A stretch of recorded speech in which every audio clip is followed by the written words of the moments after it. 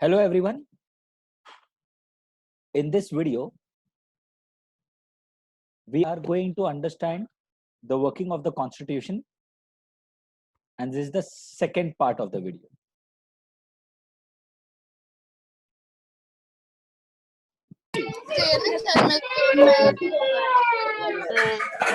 Motion. This is commotion. Okay. Hello everyone. We'll just have a short recap. Last lecture में क्या हुआ था एक बार recap कर लेते हैं और आज आगे कंटिन्यू करते हैं. नो डाउट जैसे लेक्चर्स खत्म होते हैं वैसे लास्ट में एक रियल फैक्ट स्टोरी आज भी बताऊंगा तुम लोग को. आज का थोड़ा इंटरेस्टिंग स्टोरी है, लेकिन लास्ट लेक्चर में क्या हुआ था एक बार हम लोग फटाफट रिकैप कर लेते हैं students. Okay students, if you remember last lecture we have started with topic that is working of an constitution, working of the constitution.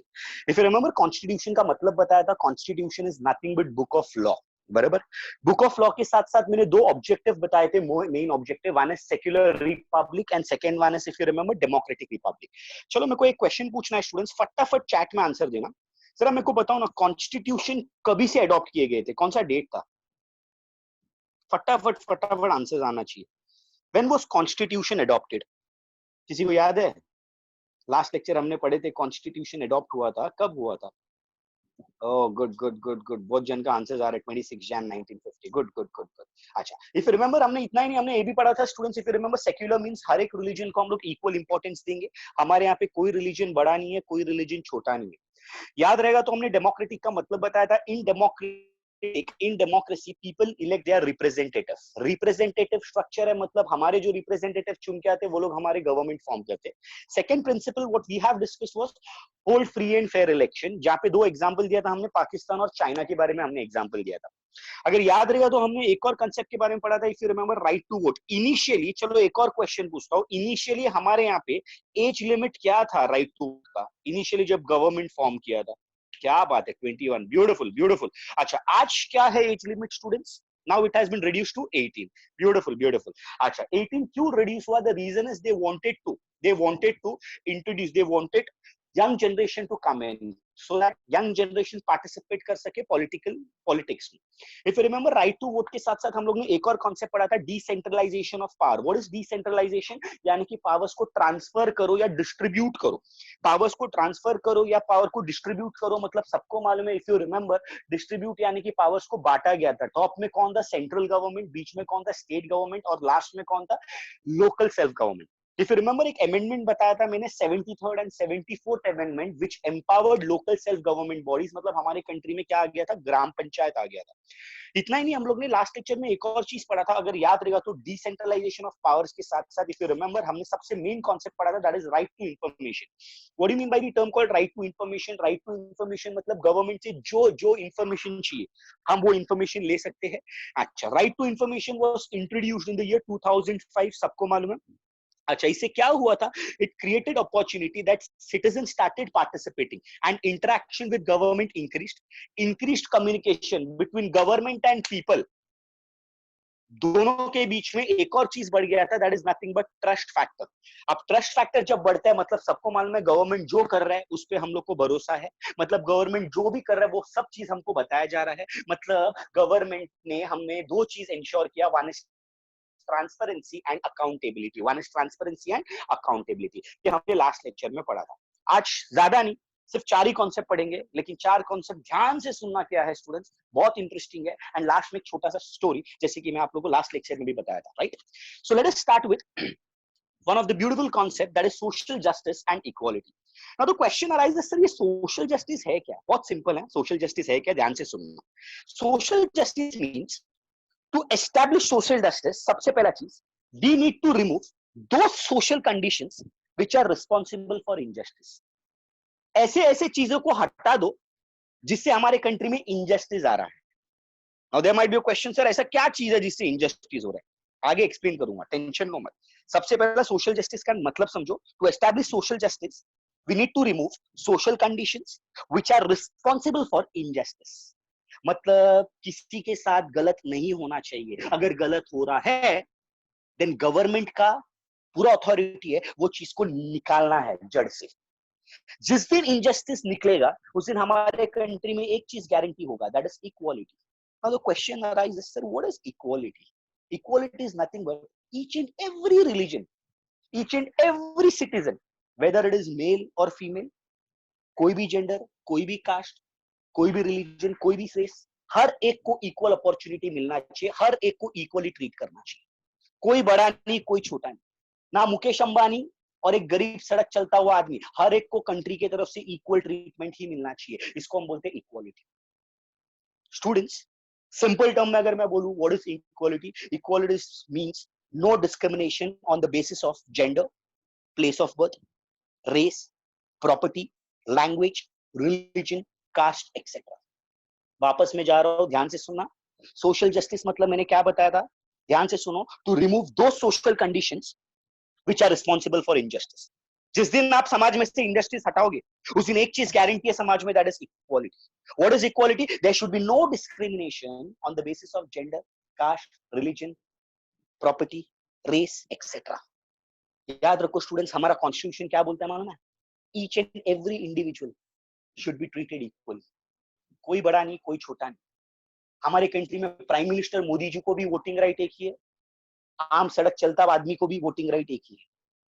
हर एक आदमी को इक्वल ट्रीटमेंट मिलना चाहिए। नो डाउट कुछ जगह है जहां पे करप्शन होते हैं, which is not under our control, लेकिन धीरे धीरे धीरे धीरे धीरे धीरे वो भी खत्म हो रहा है। इंडिया एक करप्ट फ्री कंट्री होने वाला है जल्द। स्टूडेंट्स आगे बढ़ते, सबसे पहला चीज क्या गवर्नमेंट ने किया? सबसे पहला चीज इनजस्टिस हटाने के लिए सबसे पहला गवर्नमेंट ने क्या किया था मालूम है? Policy of reservation of seats. Question आता है सर ये policy of reservation of seats है क्या, जरा बताओ ना हमको। ध्यान से सुनो। हमारे कंट्री में अलग अलग कैटेगरी के लोग हैं, जैसे कि अगर मैं बोलूं, अदर कैटेगरी का लोग आते हैं, अदर बैकवर्ड क्लास के लोग आते हैं, एससी कैटेगरी के लोग आते हैं, एसटी कैटेगरी के लोग आते हैं। SC is scheduled caste, ST is scheduled tribe. सुनो, गवर्नमेंट ने क्या किया मालूम है? Schedule caste and schedule tribes का डेवलपमेंट के लिए गवर्नमेंट ने उनको रिजर्वेशन रखा सीट्स में। रिजर्वेशन दो फील्ड में students, one is in the field of education and other one is in the field of politics as well as government jobs. याद रखो क्यों, इसके पीछे मैं रीजन बताता हूं।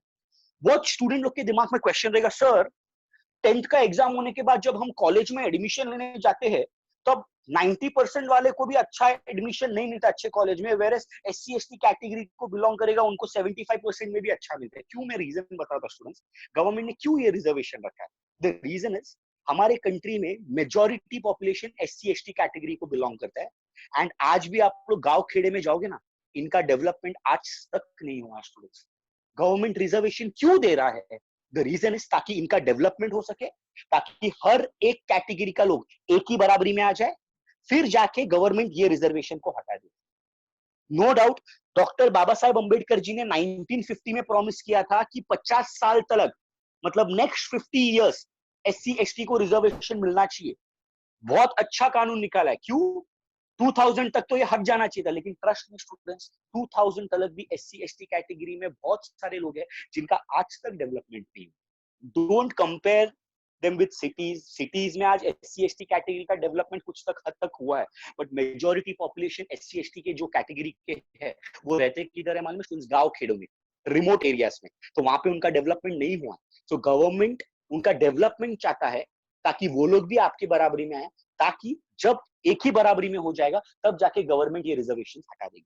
सो गवर्नमेंट, कोई भी पूछा रिजर्वेशन कौन से दो फील्ड में रखा है, one is in the field of government jobs and second one is in the field of, याद रखो, एजुकेशन सेक्टर। ये दोनों जगह पे रिजर्वेशन रखा है दो कैटेगरी के लोगों को, schedule caste and schedule tribes, and कुछ हद तक अदर बैकवर्ड क्लास के लिए भी रखा है। तो तीन कैटेगरी हुआ, one is schedule caste, second one is schedule tribes, and third one is, याद रखो, जिसको हम लोग क्या बोलते हैं, बैकवर्ड क्लास। याद रहेगा पक्का?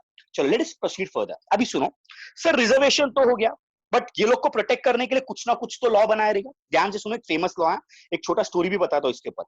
Schedule caste and schedule tribes को प्रोटेक्ट करने के लिए government has introduced a beautiful law जिसको हम लोग बोलते हैं prevention of atrocities act. Now the question arises, sir what is prevention of atrocities act? सुनो, prevention of atrocities act was introduced in the year 1989। Now the question arises, why sir? क्या reason है उसके पीछे? सुनो अभी ध्यान से students, मैं तुम लोगों को एक स्टोरी बताता हूँ। इन द ईयर 1970 तमिलनाडु में एक छोटा सा गांव था जहाँ पे एससी एसटी कैटेगरी के वर्कर्स लोग फैक्ट्री में काम करते थे। ये फैक्ट्री क्या बनाता था मालूम है स्टूडेंट्स? क्रैकर्स बनाता था। क्रैकर्स, क्रैकर मतलब दिवाली में आप फटाकड़ा उड़ाते हो, साउंड, नॉइज, सब पोल्यूशन, ये चीज बनाने का एक फैक्ट्री था जहाँ पे एससी एसटी कैटेगरी के लोग काम कर रहे थे वहां पे। अब तुम क्या हुआ मालूम है, SC/ST कैटेगरी 1970s में सोचो ना, पगार कितना रहेगा, हार्डली कुछ 300 या 200 रुपया इनका पगार रहेगा। 200 से ज्यादा 1 रुपया पगार नहीं था महीने का, मैं वो भी बोल रहा हूँ, बराबर। जिससे वो लोग 2 वक्त का रोटी तक नसीब ठीक से नहीं होता था, लेकिन फिर भी बेचारे और कुछ ऑप्शन नहीं है तो काम करते थे, फिर भी बेचारे और कुछ ऑप्शन नहीं तो वो लोग काम करते थे। अब प्रॉब्लम कहाँ हो गया, मैं आप लोग को बताता हूँ। SC/ST कैटेगरी का कुछ 50 वर्कर लोग ने यूनिटी बना के फैक्ट्री ओनर से डिमांड किया कि हमारा सैलरी इंक्रीमेंट चाहिए। फैक्ट्री ओनर एकदम डेंजर एरोगेंट आदमी, बोला कि नहीं, फैक्ट बड़ा पगार तो बढ़ा के नहीं देंगे, काम करना है करो वरना निकल जाओ। बेचारे फिर भी ये लोग 6-7 महीना काम कर रहे थे, लेकिन अभी बोला बहुत हो गया, हमारे साथ एक्सप्लॉइटेशन हो रहा है, it is better we leave the job. तो 50 के 50 लोग नौकरी छोड़ के घर बैठ गए। 2-3 दिन बीत गया, वर्कर लोग कभी काम पे नहीं आ रहे थे, फैक्ट्री ओनर टेंशन में आ गया। फैक्ट्री ओनर ने क्या किया मालूम है स्टूडेंट्स, सारे वर्कर लोग को बुलाया और बोला कि तुम्हारा इंक्रीमेंट करा के देता हूँ, आज से काम पे लग जाओ। 1 महीना बीत गया, पगार वही पुराना आ रहा था, कुछ आ नहीं रहा था। ये लोग ने प्रोटेस्ट करने स्टार्ट किए। जब ये लोग ने प्रोटेस्ट किया, आवाज उठाने स्टार्ट किया, पता है फैक्ट्री ओनर ने क्या किया था? फेमस इंसिडेंट है, 1970 तमिलनाडु में हुआ था। 50 वर्कर्स लोग को कंपनी के अंदर बंद करके पूरा कंपनी जला के राख कर दिया था। इमेजिन करो, इतना बेकार बर्ताव इनके साथ हुआ था। 50 के 50 वर्कर एक झटके में खत्म। वो टाइम पे आवाज उठाने वाला कोई नहीं था। धीरे धीरे गवर्नमेंट को समझ में आया जो इनके साथ हो रहा है वो गलत हो रहा है। So that's the reason 1989 में government came up with a beautiful law, that is Prevention of Atrocities Act. आज कोई भी schedule caste and schedule tribes के अगेंस्ट कुछ गलत किया, trust me students, trust me, they are liable for punishment. वो भी 5 साल जेल है, एंड वो एक नॉन बेलेबल ऑफेंस है। नॉन बेलेबल ऑफेंस मतलब याद रखना, ट्रायल कोर्ट में डायरेक्ट 5 years का पनिशमेंट है, एंड आप पेटिशन भी फाइल करोगे ना वहां पे, तो आपको जेल से बाहर निकलने नहीं मिलेगा। Non bailable offence, direct high court में जाके बात करना पड़ेगा। सो आज schedule caste and schedule tribes को गवर्नमेंट ने एक अथॉरिटी दी है, एक प्रोटेक्शन के लिए एक एक्ट पास किया है, ताकि वो लोग का लाइफ सिक्योर रह सके। एंड ये गवर्नमेंट ने बहुत अच्छा किया है। स्टूडेंट्स, हमारी देश के लोग हैं, हमको साथ एक साथ बढ़ना है। जब तक उनका डेवलपमेंट नहीं होगा, ट्रस्ट मी, हमारा कंट्री का डेवलपमेंट नहीं होगा। सो गवर्नमेंट ने रिजर्वेशन रखा है तो बहुत अच्छा रखा है। सो 2 एक्ट पढ़ा है हमने, one is reservation of scheduled caste, reservation for scheduled caste and scheduled tribes, and second one is prevention of atrocities act। इसके अलावा एक और लॉ, सबसे फेमस लॉ तुम लोगों को आज जो बताऊंगा, दैट इज, याद रखना, provision for minorities. Now the question arises, sir minorities है क्या? ध्यान से सुनो। जैसे कि मैंने तुम लोगों को बताया था, हमारे कंट्री में रिलीजन एक नहीं है, अलग अलग रिकॉग्नाइज्ड रिलीजन है। Now the question arises, sir ये 9 अलग अलग रिकॉग्नाइज्ड रिलीजन में से अगर मेजॉरिटी अगर मैं बोलूं एक ही रिलीजन है, that is Hindu religion, right? Apart from Hindu religion, minority religion में अगर आप देखोगे, मुस्लिम, क्रिश्चियन, सिख, पारसी, अलग अलग रिलीजन है, बराबर। अब गवर्नमेंट को यह बात पता था कि कभी ना कभी तो फ्यूचर में majority will try to dominate minority, मतलब कभी ना कभी तो हो सकता है ऐसा कि हिंदू लोग डोमिनेट कर सकते मुस्लिम, सिख, पारसी वगैरह वगैरह, इसको भी, राइट? तो गवर्नमेंट ने बोला यार ये नहीं होना चाहिए करके, हमें कुछ ऐसा प्रोविजंस बनाना है जहां पे माइनॉरिटीज को भी हम प्रोटेक्शन दे सकते, मतलब माइनॉरिटीज के साथ कुछ गलत नहीं होना चाहिए। ट्रस्ट मी स्टूडेंट्स, आज स्पेशली हमारे कॉन्स्टिट्यूशन में सेपरेट प्रोविजंस है जहां पे माइनॉरिटीज के साथ कुछ भी गलत किया, कोई भी कास्ट, कोई भी रिलीजन, कोई भी रेस का लोगों ने, ट्रस्ट मी, डायरेक्ट पनिशमेंट है। मैं तुम लोग को एक ब्यूटीफुल एग्जांपल देता हूं, लाइव एग्जांपल। किधर हुआ था? अगर आप लोग को मालूम रहेगा, इंडिया के साउथ में there is a country called Sri Lanka, right?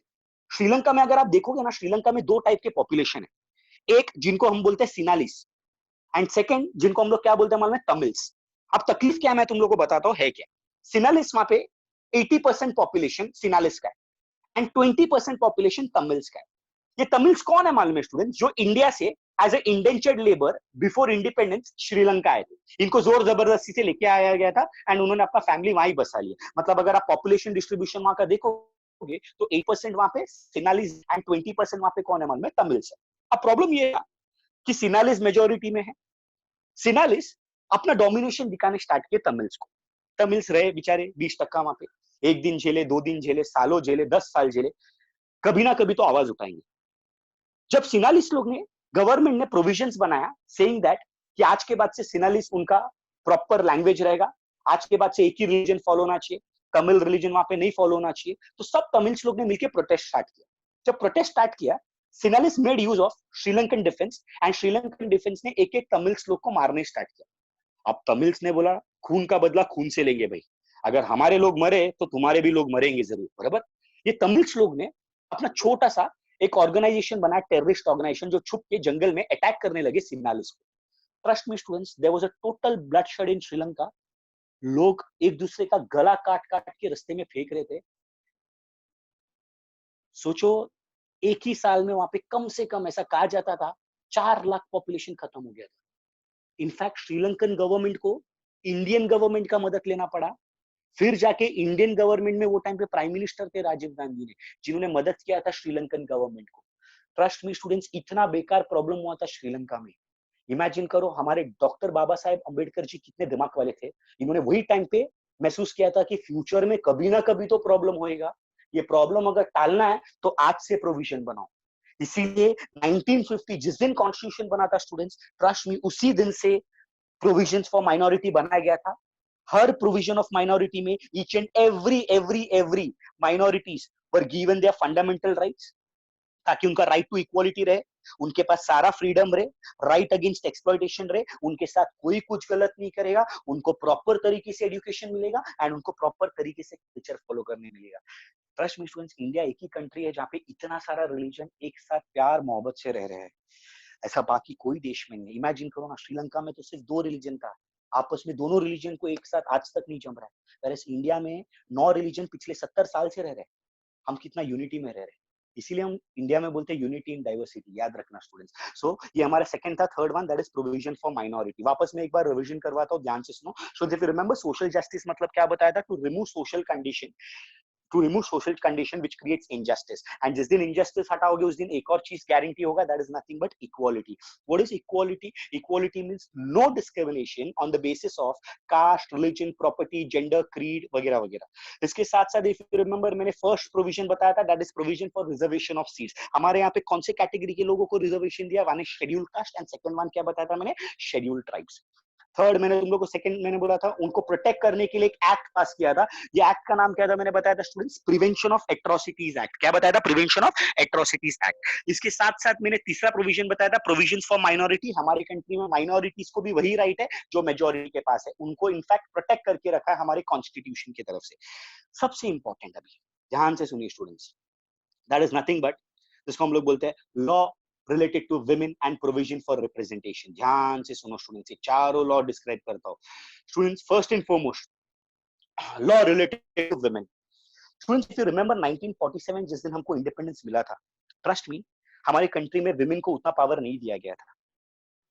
हमारे कंट्री में पैट्रियार्कल फैमिली सिस्टम चलता था। What is patriarchal family system? घर का सीनियर मोस्ट मेल है ना, वो एकदम डोमिनेटिंग मेंबर रहेगा, जो वो बोलेगा वही सबको सुनना है। धीरे धीरे जनरेशन चेंज होते गए। जैसी जनरेशन चेंज हो गया, धीरे धीरे विमेन को भी एम्पावर करना जरूरी था। इसलिए विमेन के साथ नाइंसाफी हो रहा था, गलत हो रहा था, जो कहीं ना कहीं तो हमको रोक लगाना था, राइट। इसीलिए यही विमेन्स को प्रोटेक्शन के लिए हमारे गवर्नमेंट ने ब्यूटीफुल काम किया। गवर्नमेंट ने 4 ऐसे राइट निकाले हैं जिससे आज विमेन प्रोटेक्शन भी काफी हुआ है and they have been empowered. जैसे मैं बताता हूँ, सबसे पहला राइट जो गवर्नमेंट ने निकाला था, that is equal share in property of father and husband. Simple right है, समझो पिताजी टपक गए, पिताजी मर गए, देहांत हो गया उनका, बराबर। पहले क्या होता था, पिताजी मरने के बाद प्रॉपर्टी, जितना भी पिताजी का जायदाद प्रॉपर्टी था, वो सारा प्रॉपर्टी किसको चले जाता था मालूम है? उसके बेटे को चले जाता था, बराबर। बेटे को चले जाता था, मतलब उसमें बेटी का हक बिल्कुल नहीं होता था पहले।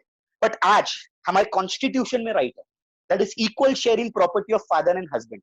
इन केस अगर पिताजी मर गए, ट्रस्ट मी, जितना प्रॉपर्टी बेटे को जाएगा ना, सेम अमाउंट ऑफ प्रॉपर्टी बेटी को भी जाएगा, जिसको हम बोलते हैं इक्वल शेयर इन प्रॉपर्टी, जो एकदम सही किया है गवर्नमेंट। सबसे पहला act, beautiful. Second is dowry prohibition act. Now there might be question, sir ये डाउरी क्या है? हमारे कंट्री में क्या होता था मालूम स्टूडेंट्स? मैं तुम लोग को बताता हूँ, लाइव एग्जांपल्स बताता हूँ। हमारे कंट्री में डाउरी क्या होता है, मैं आप लोगों को बताता हूँ। जब मेल और फीमेल का शादी होता है, तो फीमेल को शादी के टाइम पे डाउरी लेके आना पड़ता है। डाउरी, डाउरी मतलब दहेज। अब ये दहेज इन फॉर्म ऑफ काइंड दे सकते हैं, पैसा दे सकते हैं, सोना दे सकते हैं। ऐसा फीमेल को कंपलसरी देना पड़ता है मेल फैमिली को, मानते हो बात? अब वो टाइम पे होता क्या था, आपको राजस्थान यूपी के रिमोट एरियाज का बात कर रहा हूँ, वो टाइम पे फीमेल चाइल्ड अगर बर्थ लेती थी ना, फीमेल चाइल्ड अगर ये बर्थ लेती थी ना घर पे, तो वो टाइम पे फैमिली अपशकुन मानता था। क्यों? इसके पीछे रीजन था कि अगर फीमेल चाइल्ड बर्थ ली तो उनका शादी, खर्चा, ये वो फैमिली के लिए एक बर्डन माना जाता था। एंड क्या होता था, जब शादी का टाइम आता था तो पिताजी लोन लेके शादी करते थे लड़की का अपना, और जैसी लोन लेके शादी करते थे लड़की तो चली जाती थी शादी करके, लेकिन पिताजी वो लोन नहीं भर पाते थे तो अपना घर वगैरह गिरवी रखते थे, और एक टाइम आता था पिताजी वहां पे सुसाइड कर लेते थे। तो वो टाइम पे वो लोग का मेंटालिटी था एकदम कंटेम्प्रेरी थॉट्स, बैकवर्ड थिंकिंग कि यार लड़की पैदा हुई तो मतलब बर्डन है, इतना बेकार थिंकिंग था वो टाइम पे। तो गवर्नमेंट ने जड़ पूछी यार इसका रीजन क्या है जो पब्लिक ऐसा सुसाइड कर रहा है। तो मेजर रीजन हर जगह जहां पे भी आ रहा था तो सबके दिमाग में एक ही चीज आ रहा था, dowry is the major reason, तो हमको कुछ भी करके डाउरी को हटाना है। तो गवर्नमेंट ने आज रूल निकाला है, that is dowry prohibition act. What is dowry prohibition act? शादी के टाइम कोई भी मेल अगर फीमेल के परिवार से या दुल्हन के परिवार से अगर डाउरी डिमांड करता है, ट्रस्ट मी, वो फीमेल अगर केस फाइल करती है, डायरेक्ट 8 साल का नॉन बेलेबल ऑफेंस है। 8 साल जेल में रहेगा, शादी तो दूर का बात, जेल में अपना पूरा दिन कटना पड़ेगा। इमेजिन करो, इतना बेकार लॉ पास हो गया, और जो कि बहुत अच्छा है, क्योंकि डाउरी हटा है वो बहुत ही अच्छा है। Third, that is act against sexual harassment. Act against sexual harassment से पहले मैं तुम लोगों को एक और एक्ट बताता हूं, उसके बाद उसके ऊपर हम लोग डिस्कस करते हैं। Domestic violence prohibition act. What is domestic violence prohibition act?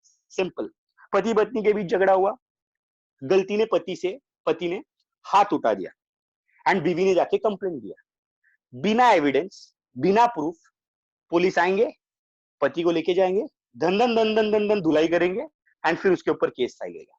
But आज पूरा सिनेरियो अलग है। आज टच भी करने मत जाना, बीवी सच में झाड़ू, बेलन, डंडा, वाटा, सुई, धागा जो मिलेगी उससे फेंक के मारेगी हमको, राइट? तो आज ये सब कोई चीज करने जाता नहीं है। डोमेस्टिक वायलेंस प्रोहिबिशन एक्ट से बहुत पावरफुल हो गए फीमेल, एंड जो होना भी चाहिए एक्चुअली। एंड सबसे बेस्ट एग्जांपल लास्ट जो एक्ट जो गवर्नमेंट ने पास किया है, that is act against sexual harassment. Students, if you remember, हमारे कंट्री में बहुत सारे रेप केसेस दिखे गए जो हमारे कंट्री में नहीं होने चाहिए, फिर भी बहुत सारे जगह पे हुए हैं। गवर्नमेंट ने स्ट्रिक्ट एक्शंस लिया गया है, जो भी रेप केस में विक्टिम पकड़ा गया उसको डायरेक्ट हैंग टिल डेथ का ऑर्डर दिया गया है। मैं एक केस आप लोग से शेयर करूंगा, शायद बहुत लोग ने सुना होगा। Case was known as Nirbhaya case. Students, ये एक ऐसा केस था जो 16th of December 2012 में हुआ था। मैंने आपको प्रॉमिस किया था एक स्टोरी बताऊंगा पूरा डिटेल में, ध्यान से सुनिएगा। 16th of December 2012, 4-5 दोस्त लोग मूवी देखने गए थे, life of pi. South Delhi का बात है, मुनिरका नाम के एरिया में। जैसी मूवी खत्म हुआ 8 बजे, दोस्त आपस में अपने अपने घर निकल गए थे। एक मेल और एक फीमेल बस स्टॉप में रुके थे, दो दोस्त, एंड ये लोग बस के इंतजार कर रहे थे। Trust me students, Nirbhaya and her friends were returning from movie theater. They was waiting for bus. One of the would-be culprit convinced them to get on an empty bus with a tinted window.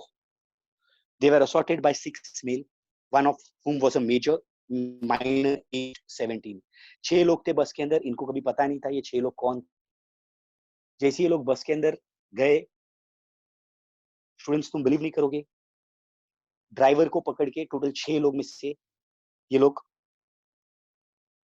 गलत चीज करने start किए थे।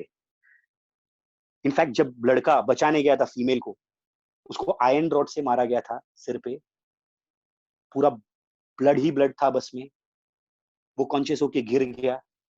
Ultimately Nirbhaya was sexually assaulted, and इतना ही नहीं, इतना बेकार तरीके से, इतना ब्रूटली सेक्सुअली असॉल्ट किया था, आप लोग तो बिलीव नहीं करोगे। इनफैक्ट उसका इंटेस्टाइन तक बाहर निकाल गया था, उसको आयरन रॉड से मारा गया था। In fact iron rod was penetrated. Imagine करो, इतना बेकार चीज दिल्ली में शाम 9 बजे के आसपास ये हुआ था, जो नहीं होना चाहिए था। जैसी बस रुका एक जगह पे, ये लोग ने दोनों बॉडी को रास्ते में फेंक दिया एंड बस निकल गया। कुछ 2 या 3 घंटे बाद पुलिस पहुंचे, दोनों को हॉस्पिटल में एडमिट किया। जैसे ही हॉस्पिटल में एडमिट किया, निर्भया को मल्टीपल ऑर्गन डिसऑर्डर था, मल्टीपल ऑर्गन में प्रॉब्लम था, due to which internal bleeding हो रहा था, and ultimately 29th of December cardiac arrest आके शी डाइड। स्टूडेंट्स, ये एक ऐसा किस्सा था जहां पे पूरा देश एकदम परेशान हो गया था। कंट्री में मार्चिंग चल रहा था कि ऐसा क्या है, इतने बड़े सिटी में रहने के बावजूद भी सिक्योरिटी नहीं है। गवर्नमेंट के ऊपर क्वेश्चन उठाए गए थे, गवर्नमेंट क्या है। पुलिस के ऊपर क्वेश्चन उठाए गए थे, पुलिस कर क्या रहा है। लेकिन दिल्ली पुलिस अपना पूरा एफर्ट्स डाल रहे थे, कुछ भी करके केस को सॉल्व करना है, कुछ भी करके वो 6 के 6 लोगों को पकड़ना है। जब इन्वेस्टिगेशन बैठा स्टूडेंट्स, ट्रस्ट मी, दिल्ली गवर्नमेंट ने विद इन 15 to 20 days ये 6 के 6 लोगों को पकड़े। एंड जब पता चला 6 के 6 में से एक जन माइनर था, जिसको हम लोग जुवेनाइल बोलते हैं, जैसे इनको पकड़ा, कोर्ट में हाजिरी किया गया था। कोर्ट में बाकी पांचों को ऑर्डर दिया गया था हैंग टिल डेथ, लेकिन वो एक माइनर जो अंडर एज था, 17 साल का लड़का था, उसको गवर्नमेंट ने 3 साल का सजा दिया था इम्प्रिजनमेंट। लेकिन 3 साल बाद 2015 जब वो बाहर निकला, वो किधर गया, क्या गया, ये किसी को अभी तक नहीं पता है, बिकॉज गवर्नमेंट ने एक अलग से आइडेंटिटी दिया गया है उसको, एंड ये आइडेंटिटी आज तक किसी के सामने रिवील नहीं हुआ है। ऐसा कुछ मीडिया ऐसे बोलते हैं कि कोई होटल में कुकिंग में लग गया, लेकिन आज तक किसी को नहीं पता है कि वो किधर है, क्या है। लेकिन गवर्नमेंट लोगों से उसको सेफ रखने के लिए उसको एक अलग ही आइडेंटिटी दिया गया गवर्नमेंट की तरफ से। एंड ट्रस्ट मी, वो 5 में से एक जन ने अपने आप को सुसाइड किया, एंड बाकी चारों जन को हैंग टिल डेथ का ऑर्डर दिया गया था, and they were hanged on 3rd of March 2020 सुबह 7 बजे। इमेजिन करो स्टूडेंट्स, आज भी बहुत सारा केसेस हमारे कंट्री में पाया जाता है, लेकिन government is taking strict action against them. Trust me, आज विमेन एम्पावरमेंट जरूरी है। यही विमेन एम्पावरमेंट के लिए आज आज आज गवर्नमेंट ने इनका हर जगह पे रिप्रेजेंटेशन बढ़ाया है। जैसे कि मैं आप लोग को एग्जांपल देता हूँ students, today in local self government women को अगर अगर अगर रिप्रेजेंटेशन विमेन पॉलिटिक्स में एंटर करने के लिए आज 33% सीट्स रिजर्व किया गया विमेन को। आज जिधर लोकल गवर्नमेंट इलेक्शन होता है वहां पे 33% सीट्स कंपलसरी। कौन चुन के आएंगे मालूम है? विमेन। इनफैक्ट महाराष्ट्र में 50% सीट्स रिजर्व किया है। मतलब आज महाराष्ट्र में जितने मेल कैंडिडेट कॉर्पोरेटर्स रहेंगे उतने ही फीमेल कैंडिडेट भी रहेंगे। मतलब जितने मेल नगर सेवक रहेंगे उतने ही फीमेल नगर सेवक भी रहेंगे। तो इमेजिन करो, government is taking beautiful steps ताकि विमेन को एम्पावर कर सके, उनको आगे बढ़ा सके, ताकि उनका प्रोटेक्शन हमारे कंट्री में सिक्योरिटी रहना चाहिए। सो एग्जाम में क्वेश्चन आएगा, filling the blanks, -% of seats are reserved in Maharashtra in local self government body. Simple याद रखो 50%, where in India it is 33%। वापस में जा रहा हूं, फिलिंग द ब्लैंक्स है 101% बोर्ड एग्जाम में आएगा। -% Of seats are reserved for women in Maharashtra. कितना परसेंट मैंने बताया? 50%, where in India it is कितना परसेंट मैंने बोला? 33%। सुनो अभी, ये चारों लॉ जो मैंने आपको बताया, चारों एक्ट जो विमेन प्रोटेक्शन के लिए मैंने बताया, इसको सिंपल कोडिंग में याद रखना। सिंपल कोडिंग क्या है मालूम है? डेड। डेड का D stands for domestic violence prohibition act, E stands for equal share in property of father and husband, A stands for Act Against Sexual Harassment and D stands for Dowry Prohibition Act. याद रखना, आज के बाद से women protection हमारा right है, हमारा हक है, हमारा जन्मसिद्ध अधिकार है। अगर गलती से कुछ गलत करने गए तो मरना पक्का है। इसके लिए सिंपल याद रखो, dead. What is dead? D for Domestic Violence Prohibition Act, second one E for Equal Share in Property of Father and Husband, A for Act Against Sexual Harassment and दूसरा D for Dowry Prohibition Act। वापस में जा रहा हूं, dead. ध्यान से सुनना, by heart करना, 101% एग्जाम में आएगा ये बात। D for Domestic Violence Prohibition Act, E for Equal Share in Property of Father and Husband, A for Act Against Sexual Harassment and D for Dowry Prohibition Act। तो students एक बार वापस revise करते, recap करते जो हमने पढ़ा वापस start से। सबसे पहला we have started with social justice and equality. सबको मालूम है, if you remember, social justice में हमने सबसे पहला क्या बोला? To remove social condition, to remove what? Social condition which creates injustice. जिस दिन हम सोशल कंडीशन हटाएंगे उस दिन एक चीज पक्का होने वाला है हमारे कंट्री में, that is equality. What is equality? No discrimination on the basis of caste, religion, gender, property, place of birth etcetera. सबसे पहला प्रोविजन गवर्नमेंट ने जो इंट्रोड्यूस किया गया था, सबसे पहला प्रोविजन क्या है? मैंने अगर बताया था, policy of reservation of seats. चलो मेरे को जरा बताओ ना, आंसर दो अभी, आंसर फटाफट मेरे को ना चैट में। कौन सा 2 कैटेगरी का लोगों को रिजर्वेशन रखा है? चलो चैट में फटाफट फटाफट। ब्यूटीफुल ब्यूटीफुल ब्यूटीफुल, क्या बात है, क्या बात है। चलो उसके बाद इफ यू रिमेंबर, मैंने तुम लोग को एक और चीज बताया था, अगर याद रहेगा तो आप लोग को एक और चीज बताया था, रिजर्वेशन SC ST के अलावा एक और कैटेगरी का लोग है जिनके लिए प्रोविजंस बनाया था। कौन है? अरे वाह, क्या बात है, क्या बात है। Good good good, beautiful. अच्छा, इफ यू रिमेंबर सेकंड, मैंने तुम लोगों को बताया था एक और चीज, सबको मालूम है एक लॉ बनाया था SC ST को प्रोटेक्ट करने के लिए। वो लॉ का नाम क्या है? फटाफट टाइप करो। एक लॉ बनाया था, एक लॉ बनाया था SC ST को प्रोटेक्ट करने के लिए। हाँ बताओ। प्रिवेंशन ऑफ एट्रोसिटीज, क्या बात है, prevention of atrocities, beautiful beautiful, good good good. अच्छा, इफ यू रिमेंबर स्टूडेंट्स, हमने जब आगे बढ़े थे हमने एक और चीज के बारे में पढ़ा था, अगर याद रहेगा, प्रिवेंशन ऑफ एट्रोसिटीज एक्ट के साथ साथ हमने एक और पढ़ा था रिजर्वेशन। रिजर्वेशन के साथ साथ हमने एक और चीज पढ़ा था, इफ यू रिमेंबर, हमने बोला था किसके बारे में?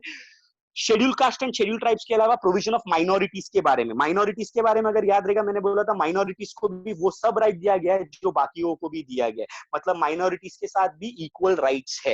इफ यू रिमेंबर, उनके पास भी राइट टू इक्वालिटी है, फ्रीडम है, राइट अगेंस्ट एक्सप्लॉयटेशन एक्सेट्रा। अच्छा, law related to women, simple coding क्या था कोडिंग स्टूडेंट्स? अरे वाह, चलो चलो चलो, एक नंबर एक नंबर। चलो, डेड का मतलब, डी फॉर मैंने क्या बोला था सबसे पहला? Domestic violence prohibition act. E for मैंने क्या बोला था? Equal share in property. A for क्या बोला था? Act against sexual harassment. And last one मैंने बोला D for dowry prohibition act. चलो स्टूडेंट्स, एक last filling the blank. Dash percent of seats are reserved for women in local self।